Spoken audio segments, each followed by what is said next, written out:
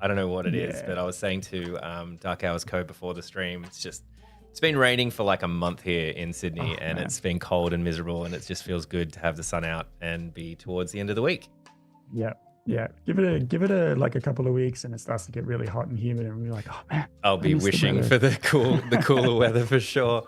But hey, a boy can dream. But yeah, thank you so much for joining us yesterday. As I said, I got a lot out of it myself. I think we discovered something we didn't know together in Photoshop. Discovered a new thing live on air. Which I think is like the holy grail of live, like sitting around kind of going, wait, does it work that way? And it does. So that was a really cool, cool little discovery that was happening there. We had some great questions as well. So if you have any questions today, please don't hesitate to throw them in chat. I can see Bree in chat down there. Dark Hours Co is also looking after us as well. So if you have any questions about what you're seeing or you want something clarified, just go for it. Throw it in chat and I'll ask Jeremy as we're going through. But I know you've got a lot to cover. So should we just get stuck into it? Let's do it. All right, awesome. Let's go. I see the Matrix thing kind of going on here. Yeah. Take us through it. Yeah, so we got 3 things we're going to get through today. I'll run through them, and potentially if we got time, I'll show you guys a 4th bonus one. But these, like yesterday's ones, are going to be kind of like cyberpunk themed, relatively kind of like beginner friendly ways to apply some cool effects to your photographs or some text that we covered yesterday. So the first one is this kind of like Matrix kind of screen effect that you can see. The second one is this glitchy kind of like, screen problems, glitchy kind of effect. And then the third one is this nice kind of like dithered pixel art with kind of hypercolor applied to it. So we'll run through all 3 of these, starting with this one. So there's going to be a few steps. We had a question in yesterday's streams of like how beginner friendly are these. All these are relatively beginner friendly.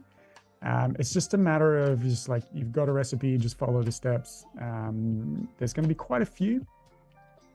So yeah, just, you can always watch this in the replay, and don't hesitate to stop me if you got any questions on this. Nice. So let's dive straight into this, and we'll start with this one. So we got to do a little bit of groundwork first. I've got a canvas. I'm going to bring in one of my photographs. I've just generated a bunch of photographs here in Firefly that we can kind of use. And I've kind of settled on this one, mostly because this one's got the highest contrast and overall tone. So this is all kind of dynamic. You'll see later on, I'm going to use Smart Layers so I can swap in and out these photographs, which is really cool to kind of do. But I'm going to start with this one. I'm going to place this in, and it's already converted to a smart object, so that's good, and we're good to go. So before we can do anything, how this works is kind of centering around this. So this is the one I prepared earlier. And if I double click on this pattern overlay, you can see what I've got here is this kind of like weird little 6 rectangles of different shades that are kind of applying to this. And this is applying this pattern tile to this whole thing. So this is central to this effect. So before we can do anything, I actually have to make this little tile pattern and define it. So let's run through that first, straight off the bat. Sure. So I'm going to create a new document. I'm going to make it 10 pixels by 10 pixels at 72 DPI. Everything else you can just leave as is. And I'm going to hit create. And so that's obviously tiny because it's only 10 pixels wide. So I'm going to zoom way in, and we can see our pixels. And I'm going to make 3 rectangles of different kind of colors to work into that, right? So I'm going to go to my rectangle tool here, and I'm going to make one that's 2 pixels wide, and it's got a little like 1 pixel margin around it. I'm going to make a second one, and I'm going to make a third one. So I've got 3 rectangles kind of centered in this 10 by 10 pixel composition, and they're all just kind of individually there. So we'll start with this bottom one, and we could go on for quite a while here. Like the video that I watched to kind of learn and kind of understand this effect was quite a long video. Because it went into the nitty-gritty, which is super fun to understand if you're a little bit of a kind of a Photoshop nerd, but we definitely won't have time to get into kind of the inner workings and the whys of this. But essentially what I've got to do here is I've got to make this one a slightly lighter or darker color. So this one, I'm going to go into my black value here, and I'm going to go to 30%. It's going to drop down to that particular color. This one in the middle is going to go to 80%. So this one's going to be the lightest one. And then this one over here, I'm going to make 15%. So this will be the darkest. And again, this kind of won't make heaps of sense right now, but what it's kind of doing is it's applying this kind of tile effect to areas of lightness and darkness. And some of these are like, depending on how dark or light these are, they will turn on and off depending on how dark the thing is behind it. Again, it probably doesn't make any sense what I'm saying right now. But once you kind of see this in play, it'll make maybe a little bit more sense, hopefully.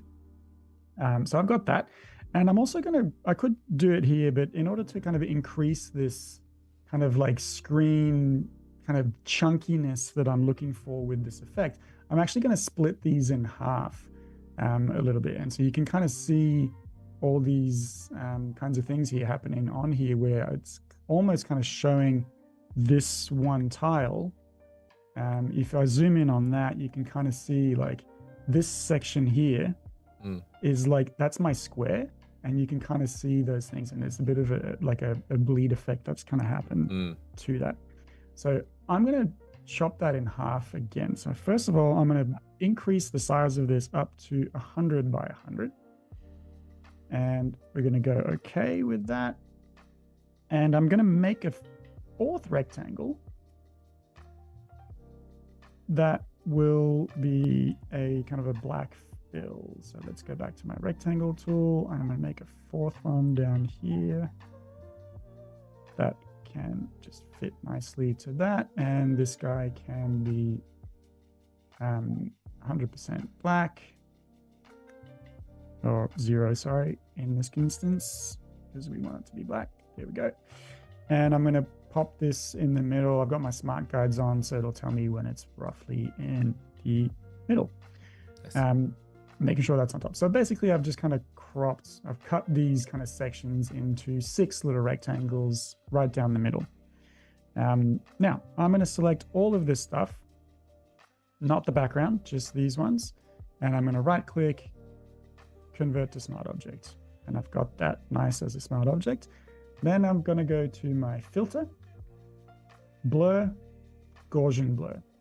And I'm going to reduce this down to maybe like a 3.5, round about that kind of an area. And maybe a little bit more than that. There we go. So this is essentially, we kind of saw this yesterday a little bit, kind of applying blur or grain to this kind of increases this sense of kind of softness and this kind of glow that we're going to use to kind of create this. So that's my tile kind of done. That's my pattern done. So now I need to actually go into edit and define it as a pattern and call it, I'll call it Adobe Live 1 so that I know what it is, and hit OK. And then we're good. And we can just close this if we want to. I'll leave it open for now because we might want to come back and do some edits later on. But what I need to kind of do now is I've got my tile ready to go. That's the pattern. It's kind of lived in the background there. It's kind of like you've chopped up all your vegetables, stick them in the fridge. We're going to work with those later. Right. Now I need to kind of do stuff to this image. So already, because I've imported this, this is already a smart object. But if it wasn't a smart object, you would just go right click, convert to smart object, and you get the same kind of thing. Again, the reason for this won't really kind of impact any of the visuals, whether you're working with a smart object or not, won't really kind of change how this looks, but it will have a huge impact on how it works and what you're able to do with it and how you can edit those effects later on. So all of my smart objects now will have smart layers and smart filters applied to them, and they will be editable going down the track. So it's just a good idea to just do that one step and just right click, convert image to smart object. You may not need to do that, but it's just future proof it. Yeah. Maybe you'll change your mind down the track. It's an easy win for you to kind of do that. And you'll thank yourself potentially later. And if you don't use it, then no biggie. Nice. Okay, so we've converted this to a smart object. I'm going to desaturate this because I don't want any color on this. I want to be in full control of the color. I want to be able to apply that as I go. So I'm going to open up my hue saturation panel, and I'm going to go to hue saturate, which is Command U or Control U, and I'm just going to drop the opacity down to, the saturation down to 0, and you can see that it's already kind of applied that to that. So again, this is a smart layer, so now I can come back in. All of these effects are live. I can boost the opacity back up. I can change the tone of it. I can do anything that I kind of want to this further on down the track. So it's a really kind of nice way to work on that. Next, what I've got to do is I've actually got to set this up so that it kind of works in blocks of color. It's going to be something that's going to translate a little bit better to my tile that I created. So this tile is a square. I kind of almost want that to be kind of acting as a pixel. So I need to go into my image here, and I go to filter, pixelate, mosaic. And here you can see that what it's done is it's kind of pixelated my image, but this is important because I need these squares to just be a flat color. I don't want to see any kind of gradients in there. I kind of need that pixelation to happen. Right. I'm going to set that cell size to like, yeah, maybe this will be a little bit tricky. I can change this again later on down the track. But the idea here is the bigger the cell size, the less detail you'll have going forward. Yeah. So the kind of the more kind of difficult to read this effect will become. The smaller the cell size, the more detail you'll see, just like the image that we're kind of seeing. So I'm going to sit at about 25-ish. I think that's like kind of a happy medium. There's a little bit of detail in this image. So I'm going to go with 22, and that'll kind of do quite well for now. And I'm also going to apply a levels adjustment to this. Whoops, sorry. Delete that. I'm going to go into my image adjustments, stick a levels onto there, and I'm just going to leave it as is for now. I'll come back later on and edit that as I need to, but I've just made that layer there for me to come in and edit later on. Now, so far so good. I'm pretty happy with how this is looking. Mm-hmm. I'm also going to get rid of this smart filter because just this smart filter will kind of have some impact on us later on. And it'll just kind of do some weird stuff further on down the track. Again, it's a little bit tricky to explain without kind of going into a lot of like backtracking for half an hour. So just remember just to delete that smart filter mask right there. Okay, now I'm going to double click this layer and I'm going to get into the blending options. And we're going to spend some time in here trying out a whole bunch of different things and kind of doing a bunch of different kind of layers going in. So first thing I'm going to go to is I'm going to go to pattern overlay. This is where you're going to start seeing what's happening with this particular kind of thing. Right? So by default, obviously all of these things are set to just normal, and we've got link with layer and all those things are turned on like this. So this is what you will see when you come in once you've kind of selected that. So by default, we get this, I think, is the default thing that appears in Photoshop. So when you click on that, that's what you'll see, right? First off, you'll see this kind of thing. So we don't want that. So we're going to click on this little drop down, and we're going to go and select the one that we created for the stream, which is this one. And there we go. Next, I am going to untick this link with layer, and I'm going to say snap to origin. And I'm going to go in and say, I want you to be on a hard mix. Where are we living? Hard mix blend mode. So now we can kind of see the image behind it.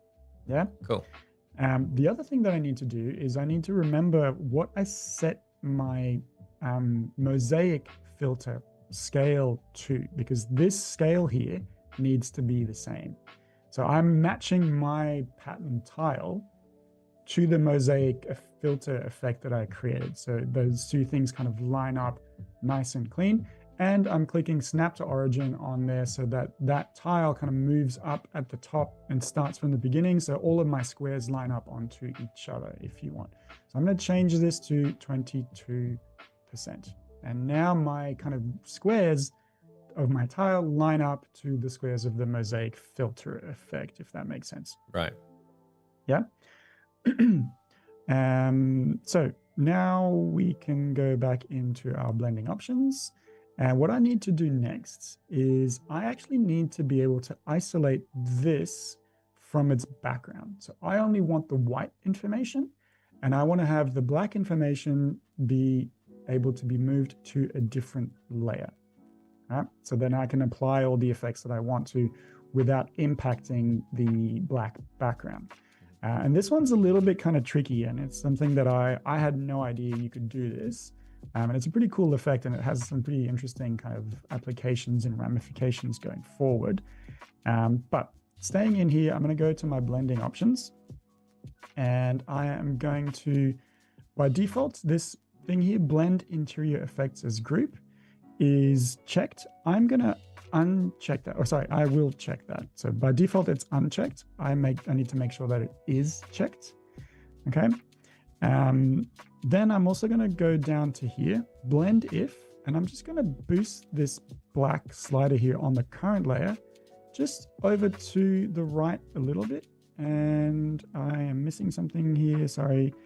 And I need to do something, and I've missed a step. Am I on overlay? No. What am I doing here?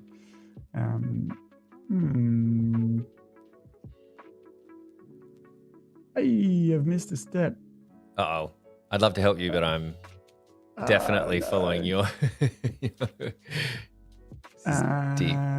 Let me just cancel that, and let me go and check in on my options in here. Yeah. So you can go back and check out the one that you've already made. Yeah. Again, see, this is one of those things that's like, what have I done here? What have I forgotten? All right, so that one's working, right? So this one's doing what it should be. Blend if there, yeah. Pattern overlay set to hard mix. Okay.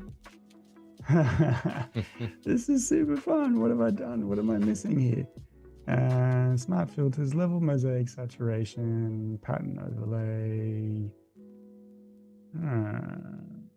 I'll just talk to chat for a sec while you're doing that. But Yeah. Jeremy touched on something called blend if. And if you're new to Photoshop, or even if you're experienced to Photoshop, it's quite an interesting thing. Like blend if is definitely something worth like checking out and researching. It's like a really powerful kind of way to blend layers together. That's probably not like super intuitive, I would say. Like it's something you kind of need to follow, but it's really, really powerful if you haven't checked it out. So blend if is a little bit of homework for everyone.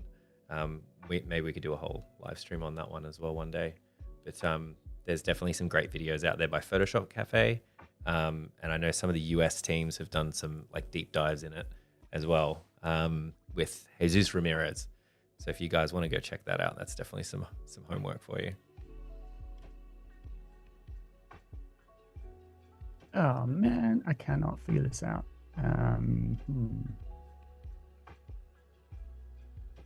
That's a little bit annoying. It's very annoying. What's going on here? Why are you not doing what I need you to do? Yeah, so we are live, folks, in case you're wondering. Yeah. Because if this was pre-recorded, we would have cut this bit. Yeah. This is like, what did past Jeremy do to future Jeremy here? Yeah. I can't see any difference to what I'm doing here.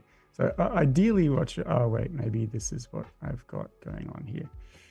Maybe this is the issue. And there we go. It's because I'm a dum-dum. It is the blend if, I had a isn't it? black background layer turned on beneath it. That's why I was like, the settings were correct, but because I had my black background layer set up behind it, it was showing me in the preview, and it wasn't looking like it was doing anything. Right. But effectively, what I've got here is so untick this, and then if you move this up, make sure this is ticked, and if you move it up, you can see that as soon as I move it over to the right here, this kind of blend if. Yeah. I've only got the white information, which is a little bit tricky to see, but I've gotten rid of the black information. And so now if I turn this back on, if I change the color of this behind it, all that will be left is my white kind of effect that I've done. So that's exactly what I want to have happen. Yeah. Yeah. Yeah. Sorry about that. You got to the bottom of it. A little bit of a hiccup. Well done. Yeah, it's always, often it is this thing where it's like, oh, I've forgotten a thing. It's like, no, mate, it's because you've got an extra layer underneath and you forgot about it. Bree in chat was saying, I can never find anything I'm looking for when I'm trying to show anything or teach anything. Yeah, exactly. Yeah. When it comes down, if you are home by yourself, you for some reason, we just keep flowing, we just keep going. But yeah, every now and then on Adobe Live, we're like, wait a second. All right, everyone talk amongst yourselves while we figure this out. But it's impressive. You did figure it out. I probably would have given up and lost. So well done. Oh, something silly like this will trip you up. It's always one button. Yep. Okay, so we're all good. We're all kind of ready to roll on this. Now what I need to do is I need to group just this one layer so I can apply some extra effects to it as a kind of a group. So I'm just going to go in and say Command G. I'm not grouping the background layer with it, just this one layer, which is a little bit kind of defeats the purpose of a group, because it's like, why does a group only have one layer in it? Why can't it just be that one layer? It's just the way that effects work going forward will mean that this will be kind of a little bit easier to work with. So now what I can do is I can double click on this group folder, and it will bring this back up. And so this is where we're going to start to really kind of see this come to life a little bit. And what I'm going to do is I'm going to drop in a bunch of drop shadows that you can kind of see I've already kind of created here. So I'm going to get rid of that one and that one. So all of these I've already kind of created beforehand. And so these drop shadows are kind of going to work in a better way than outer glow, because outer glow looks like it kind of does the same thing, right? Like you can just kind of increase the size and the spread of this, and we can get this kind of cool like matrix green effect happening on top of that. But I can't add more outer glows. I only have one outer glow to work with. So I don't want that. I'm going to actually use drop shadows in this instance. So drop shadows are going to be the thing that is going to kind of allow me to work with this a little bit more kind of cleanly. So let's go in on this. We're going to go into our blending options, and we're going to go into fill opacity and drop the fill opacity down to 0 in our blending options. And let's do that. Sorry, fill opacity here. There we go. So that's just kind of the fill opacity of our group, not the blend mode opacity, the fill opacity down to 0. And then we're going to go into our drop shadows. So we can kind of see where we're doing a little bit better. And I'm going to go into my blending mode here, and I'm going to go set it from normal to linear dodge add. And then I can change this color, and I'm going to play around with the kind of like blues and greens here. So just kind of keeping with that like matrixy vibe. I'm going to start with this kind of one here is going to be a little bit quite short. A little bit kind of small and full opacity. So this one's going to be a little bit more defining. Then I'm going to add in another one. I'm going to change the angle of this light. I'm going to flip the color a little bit, kind of bring it almost towards the blues, increase the size of it, and maybe increase the distance of it a little bit more, maybe increase the spread. And I'm also going to add some noise to this. So this is going to give it that kind of gritty effect. We saw this yesterday as well, kind of adding this kind of grunge so it's not too perfect to the whole thing. So we can add that to the one beneath. And so basically what I'm doing now is instead of using neon glow, as I said, I can do drop shadow, and I can just keep adding these as I need and kind of drop their opacity and get a little bit more of a kind of controllable glow across the board to this, so that I can really kind of play around with all these kind of drop shadows and how they all work. And when you do this, bit of a novice question on this. This is all one layer, right? But these are all separate kind of effects that you can put into the one layer. So rather than putting like multiple adjustment layers kind of as overlays, you can kind of go in and just continue to tweak until you got something you kind of like. Yeah. Right. That's it. And it's all editable. There's one thing that I forgot to do here, which is crucial, is you can kind of see in my preview square, when I change the angle of the light, it's changing all of the drop shadows at the same time. That is because I've got use global light ticked. So this is ticked by default. So you want to untick that. And that means that I can individually place each one of these drop shadows to be in its own spot. So again, it just gives me a little bit more, and I need to do it to every single one, do I? Yeah, okay. It just gives me, again, that little bit of extra control that neon glow will not give me. That allows me to really kind of customize this effect as much as I want and need. There we go. Let's drop this opacity down a little bit. And we are pretty good to go. And so now I need to get these kind of things happening a little bit more clear. So I've got all this black. I need that to be white. I'm happy with my effect at the moment. So I just need to change this kind of overlay color. So I'm actually going to go to color overlay, and I'm going to go in and change that to a white. So make sure it's set to white. And you can see now we've got this kind of like TV kind of screen, low budget glow. And I'm just going to drop the opacity down to like 90, just so that it's not too kind of blown out and too obvious. So again, you could change this to like full green if you wanted to, right? And then that's going to kind of give this extra kind of effect that we're looking at. So you can get some pretty cool effects going on here. But for what I'm trying to do, I think this white and just kind of about sort of like 90 to 95% opacity is going to be the go. So already we're pretty good to kind of go on this. But what's really cool is I can now come in and double click on this, and I can make some extra edits to this image, right? So I could say, I don't want this picture. I want a different picture. I want to see what happens. Oh, you can change the entire picture? 100%. Wow. Because this is a smart object. Yeah. So now it's kind of doing it to that. That's pretty cool. What's more is I can come back in and say, all right, let's mess around with this. And this is where it gets like almost like an animation. Like I can make this image appear and disappear. Yeah. With these kind of sliders and trying to get, you know, a little bit more or less opacity, all just by controlling these levels on my smart object. And so you can bring in more or less kind of information with this to kind of work with all of these kind of different things.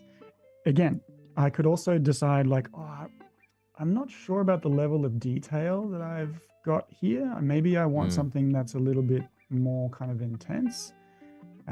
Maybe I don't. So how do I kind of change that is I could go into my mosaic here, and I'm going to go and say, okay, and I can change the cell size to make it a little bit smaller. And that's going to give me more detail. Then I can go into my pattern overlay. Whoops, I should probably double check that. I've changed it to 11. Go into my pattern overlay, and I'm going to change the scale of that pattern down to match that one, right? So now I've got a little bit more kind of detail, a little bit more definition in that. So you can edit these as much as you want. Like let's make this extra crunchy and like go up to like 50 in our thing, 50. Okay, go to mosaic. Same thing. So the crucial thing is that these two things always need to be the same, right? Right. And so you can have more or less kind of detail going into that as you need. But then the extra really cool thing that I like to do with this is I can now come in and like add some more like matrixy vibes to this, because we've just got this image, but I want a little bit more kind of stuff happening to go into this. So I'm going to make a new layer, and I'm literally just going to start creating these kind of like with a little bit of a gray so they're not too obvious. I'm going to create these kind of straight lines that are going to appear, and it's going to replicate this idea of that kind of like scrolling down matrix text that you see in the movies. And I can just add this in a bunch of different places. I'm holding down shift, so we got a nice kind of even line, nice straight line happening. Whoops, don't want that. We can just kind of do this. I'll do this really kind of quickly. Then I'm going to lock the opacity of this layer by clicking this guy. And I'm going to bring in some white areas to kind of, again, increase this idea that I'm working with. So I'm going to work with the gradient. I've got a white gradient on a radial with a white to transparent or color to transparent. I'm just going to make these things here kind of white a little bit more. And you'll see what happens when I do that. I'm going to leave a couple undone so I can kind of showcase that a little bit more. And I'm going to just cut some bits out of that. And then I'm going to hit save and come back to my image. And you can see that it started doing this kind of like lines of kind of pixels and text. Cool. And this is where you can kind of start to see how this works a little bit more, is wherever there's this kind of a little bit more white is going to kind of get blown out a little bit more. So let's say I'm going to come in and paint a big kind of white element here. You'll start to see those things will get a little bit more blown out, and it'll look like it's kind of leading the text and kind of trickling down or go like moving up. So you get some really kind of cool effects going on with these kind of images, and you can get some really nice stuff. So that's that one. So again, sorry for the little hiccup there. I kind of got lost in my process, but as you can see, there's quite a lot of steps going into this, but it's a really cool effect, and I love that you can just keep editing this as you need. Swap out an image, you can do whatever you want. So you can almost kind of like cook this effect and then just save it and then just reuse it for images. Just save it as a template. Whatever kind of you want. Yeah, totally. Yeah, it's really cool. It's kind of like one of those things, like you build it, and then if you wanted to use it for as part of a campaign or just for something fun, like, I don't know, just even thinking of like you're doing like a D&D campaign and you're making characters for everyone that you're in, and you go, cool, just find something on the internet, I'll put it in, I've made this filter, and we can all be like these futuristic characters, and that can be your profile or something. Like, it's really cool. So again, you see, like I've made this one a bit earlier. I've really kind of fiddled with it a little bit more to get that. But yeah, so that's that one. Next one is this. Dark Hours, just really quickly, Dark Hours has asked in chat, could you save all of this as an action? You probably could. I'm not sure. I've never tried, but I don't see why not. But it's possible that there's like, no, because you did this one thing, and so you can't really do it. But you tend with actions, you tend to have to like it's if I was going to copy that, like it's little things like kind of painting the background and everything. You kind of have to do part one first of all the manual stuff, and then get the actions to do everything afterwards. So I would probably think it would be easier to separate what Jeremy did into 4 or 5 separate actions and try to record them individually rather than getting it to kind of generate crazy. Actions are really powerful, but they've been around forever, and there's a lot of like, if you get one step wrong, it won't work at all. So yeah, exactly. And you kind of don't really need to as well, because this is a smart object, so you could just literally just save this and then just come in and just like, you see all those kind of like Photoshop mockups that have all these kind of effects and things done to them to get like in situ mockups for branding. Like you could just reuse this file and just change the dimensions and you'd still be okay, because all these filters aren't kind of file size dependent. That's a good point. Yeah, but it's a good question. Like, could you make this into an action? I don't see why not. Nice. All right, so the next one is this. And so I'll show you the quick way, because we're not like that one kind of took a little bit longer than I thought it might take. So I'll show you a quick way of doing this. And it's super kind of easy to do, and kind of you get a really nice effect. So first thing I'm going to do is I'm going to remove the background on this image and let it kind of have a bit of a think. It's removed the kind of the interior there. So I'm going to go in and kind of change that. Thankfully, it's kind of isolated to the inside of that visor, so I can kind of change that pretty easily. There we go. I'm going to select this, pop it on a new layer, and I can get rid of that layer in the background. I'm going to make a new solid and make it, I'll make it kind of like a darkish gray. I don't want it to be black. and I'm going to convert this to a smart object.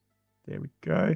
I'm also going to convert this image to a smart object, and I'm going to go into the fast way of doing this is to go into my filters. But before I can do this, I actually need to duplicate this image twice. So I'm going to make 2 duplicates of this image, isolated from its background. And I'm going to double click on this second one, so the middle one. And I'm going to go into my channels and I'm going to turn off the red and the green. So I've only got the blue left. And I'm going to go into the top one, do the same thing, but this time I'm going to turn off the green and the blue, so I've only got the red left. And then what I can do here is I can go on back onto this layer and I can shift it over to the right. And then I can go onto this top layer and shift that over to the left. So we've got this kind of like misaligned kind of glitch effect that's going to be the basis of what we're doing. It's almost got this kind of like 3D glasses kind of vibe. I'm going to take all of these and I'm actually going to take all of these, including the background, and convert these into a smart object like so. Now I'm going to go into filter and I'm going to go down into my distort and I'm going to go to wave. And wave is going to be something I'm going to have to kind of fiddle around with a little bit. So first things first is I'm going to change it from sine to square. And it's got this kind of crazy thing going on. I don't need this many generators. I only need 2 generators. So the amount of stuff generating the waves, I only need 2. And you can almost kind of see, unfortunately, it's not doing it to my full image. It's only doing it to this kind of small preview, but you can kind of see where this is going already.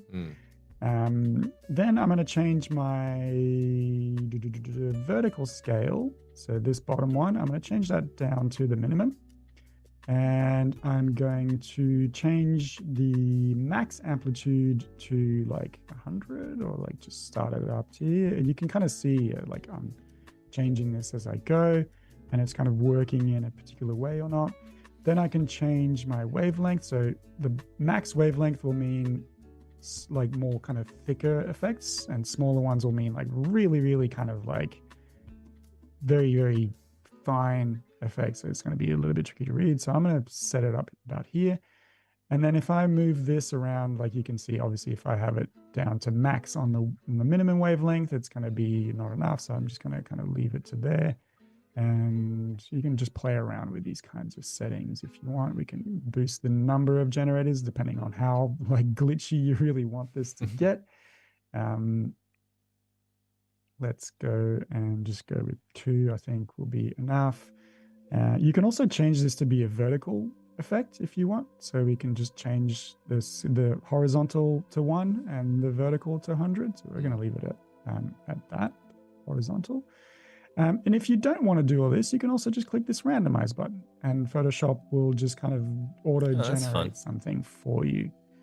And so there we go. We've kind of generated that super fast. The old way of doing this is to go onto this and just kind of select rectangles, Command J, and then move these rectangles manually. So you get, it's like you get the same effect and maybe you get a little bit more control over it. But this way is just a little bit kind of faster to do. So distort, wave. It's a bit more fun to be playful as well. I find some of those things because the other way you're kind of manually doing it, it's hard. I find it a lot harder to be creative when it's slow, but when you can just constantly keep regenerating different versions. Yeah, it's fun. Green Chat saying it's fun. It's a more fun way to be creative. It's a little bit looser. You can kind of find out just by tweaking the settings, like how, you can end up with something that you didn't plan, I think, which is always fun. I think so, yeah. And just you kind of like happy accidents and surprises. Yeah. But, and again, because this is a smart object, I can come back and re-edit this as I need to do all the things that I kind of wanted to. I can also do the old trick that I showed you guys yesterday. So I'm going to apply a new solid color on top of this. I'm going to go into a white, make sure that my colors are black over white. Change this into a smart object and go down to my filters in here, and filter gallery and sketch, halftone, lines, change the size a little bit down to this, change the contrast up, and click OK, and then go down into here to overlay. And we've got this kind of like a little bit more of this kind of screen glitch effect happening with this that kind of gives it that nice edge as well. Cool. So that's it. That's it for that one. And then finally, this one's super easy and actually quite fun to do. And how are we going for time, by the way? 8 minutes. 8 minutes, cool. So I can show you both of these things, this extra one as well. Cool. So with this one, we've got this kind of like automatically generated pixel dither effect. But what's nice about this is it's not it's not random. There's a structure to this, and the structure is this kind of cross pattern that you see kind of happening. And so we get a really nice kind of dithering effect throughout, and we get this, like saying, we get these kind of patterns. Everything's nicely lined up. It's not just pixelated art, it's just quite kind of pixely in that way. So I'm going to start with this image. And first thing I'm going to go to do is I'm going to rescale this down a little bit. So we want this to be a little bit more kind of mosaicked as well. We want the pixels to not be this many. So if I zoom in, you can see I've got a lot of pixels. If I do the effect to this high res image, I'm not going to get this. These pixels are going to be a lot smaller, and it's just not going to have the same impact. You want a good size pixel in order to have pixel art looking stuff and not go into this kind of pixelated art territory. Right. So Command Option I brings up this image size menu. That also lives up here. Image, where do you go? Image size. And I'm going to change this down to 300 wide. And that's just a good size. Again, I can zoom in here and I can now see the kind of the chunkiness of my pixel. Depending on how kind of chunky you want this, you could reduce it down or you could bring it back up if you want a little bit more detail. I'm pretty happy with this kind of size here. And so here, I don't need any filters. I don't need to do anything. The program's going to do everything for me in one kind of easy menu. I'm going to go to File, Export, Save for Web Legacy. And that's going to bring up this menu. And you can see it's kind of basically already done that because I kind of had those settings already in there. But by default, you might kind of see something a little bit more like this. So it might be set to JPEG, and this is just pixelated art. It's horrible. Nobody likes it. We don't want to do that. So I'm going to change it from JPEG to GIF. So GIF is going to mean that the colors are going to be a little bit more bitmap. I'm going to get this kind of dithering effect a little bit more. But I've got it set to 128 no dither. So if I go to 128 dither, you'll see the pixel structure kind of changes a little bit, but there's still too many colors for it to go. All of the colors that I'm kind of seeing down here are in this table. So let's change this to 32 no dither, and that might give you a little bit more of an insight. So here we've got that kind of no dither happening with 32 colors. If I click on dither, it gives it a little bit more structure, but it's still too many. I don't want that to be the case. So I'm going to change that from diffusion here. I'm going to change it to pattern. And now we've got this nice kind of pixels on a grid, but I've still got too many colors. So I'm going to change this down to 4 colors. And that's kind of done that artwork already for me. I can change it to 8. Excuse me. 2 is probably going to be not enough. You've really got this kind of like Xerox kind of fax like vibe a posterized kind of effect. Yeah, and then obviously 256 is just horrible. That's just too many. You'll notice as well that these are factors of 2, so we're in that kind of pixel art realm: 2, 4, 8, 16, 32, 128, 256. But yeah, 4 is pretty cool.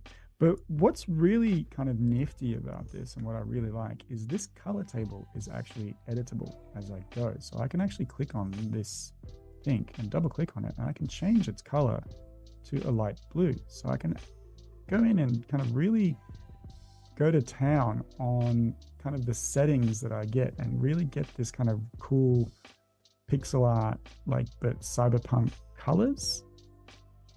And so I really love this. I really love the fact that you can just edit those colors as you go. And then I'm going to save this, pop this into my thing here as a test image.gif. But that image is now going to be really, really small. So if I go back into my folders here, I've got my image. I'm going to open this in Photoshop. And it's really, really, really tiny, right? Like this image is too small to really be able to work with it. So all I need to do now is I need to go back into my image menu. So Command Option I, and I can change this to, I'm going to say like, I'm going to make this huge. I'm going to make this 5,000 pixels wide. But the key here is I need to change the resample from bilinear, which it normally is on, or automatic. And I need to change this to nearest neighbor, hard edges. And that will mean that when I upscale, I'll keep the integrity of my pixels and not get this effect happening, which I'll show you. And we know nearest neighbor from when you're setting up your Photoshop file to do pixel art. Yeah. That's correct. Yeah. So if I'm on automatic, it's doing it anyways. That's interesting. It shouldn't do that. It should be doing something a lot more kind of horrible and nasty, maybe because it's a GIF. So it's already kind of doing it by default. But yeah, anyways, there you go. You've got your image at a large scale, and we can now save this as a JPEG if we want to, or it's not letting us save it as a JPEG. Interesting. I'll save it as a Photoshop file then. That's fine. Nice. And so we got this nice kind of high res image happening from that. So cool. We've got about a few minutes left. So I'm going to show you a final kind of bonus one. Okay, you got 3 minutes. We got 3 minutes left. I mean, we might lose Behance, but it's all less time than that. Okay. All right. So all I need to do here is my image is at the right size. I'm going to go to Filter, Stylize, Wind, and I'm going to change it from Wind to Stagger, and I'm going to make it from left, and I'm going to hit OK. Actually, first I'm going to change this to a smart object. Always, always, always, always. Step number one in absolutely everything that we're doing today. Stylize, Wind, Stagger, from the left, good to go. And so it's kind of done this cool effect, but I'm going to go to up here, Filter, Command Option F to repeat that procedure to that filter. So I can just kind of keep doing this more and more and more, and I get this pixel sorting effect happening. Right. But because we're on a smart object, I can go on to this smart filter, and I can now come in with a kind of a large, soft, round paintbrush. And we're going to go with this one in here. There we go.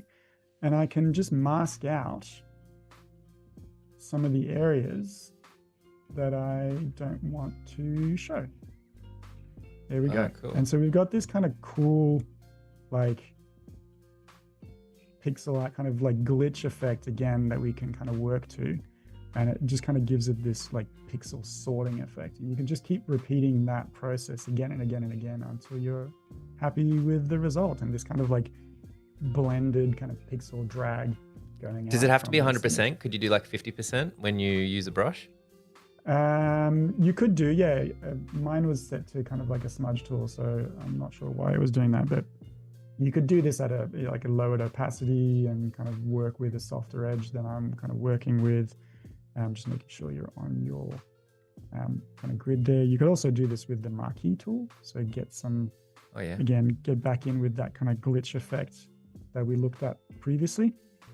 And get a little bit more kind of glitchy things happening. But yeah, that's nice. A really quick one. So yeah, so we managed to squeeze in all four. So we went from this one to this one to this, and then finally we've got this one. Even the bonus with no time. See Behance, we just lost Behance, but that's all right. We've still got YouTube. Yeah, really cool. That's so great.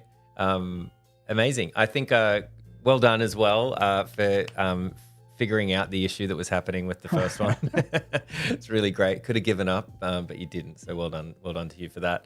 But really cool, like 4 different kind of really cool effects. This reminds me of design school, like just trying to like poke around and try to figure out like what these things do, but with much more of an understanding of how it works as well. And I think the idea of using smart objects is just been such a winner, such a big takeaway, I think, from the last stream and this stream, like how powerful they can be when you're doing this kind of thing. Yeah, 100%. Really, really cool. Really cool. Well, thank you very much, Jeremy. That takes us to the end of the show. But thank you, everybody, for watching. This is our last live stream for the week, but we'll be back soon with more Adobe Live from Asia Pacific. We've got some great creators coming up. If you missed Jeremy's previous one, go check that out. That was really amazing. Same sort of thing, but with type effects. Really, really cool. We had a great time and learned a lot together. But Jeremy, thank you so much for joining us, as always, on Adobe Live. My pleasure. Thanks for having me. Thanks, Darko Hours Co. for looking after us. Bree, thank you for the mentions in the chat. And we'll catch you all next time on Adobe Live. See you later.